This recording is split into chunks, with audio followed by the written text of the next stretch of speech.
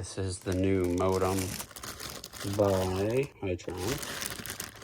That is what came in the box. This is the current system that is hooked up, and all you need to do is unhook your current setup, and that also has a Linksys router hooked up, which we are going to remove. So we're going to replace the Linksys router with this eero one, eero6 Plus. It is Type C for the 15-watt power adapter. So just go ahead and you plug that right into the middle there, so that will be ready to go. It's just a standard Cat 6 network cable. I'm just going to plug that in there to the orange port, and then this comes with its power adapter. So I'll just plug that in. I will hook the cable up to this that comes into the house for the Zeto Media. So now what I am going to do is finish setting up the app and then follow the instructions in the app on my phone. Okay, so what the app is telling me to do is to connect the Ethernet cable to either of the Ethernet ports. We'll just go ahead and choose this port here.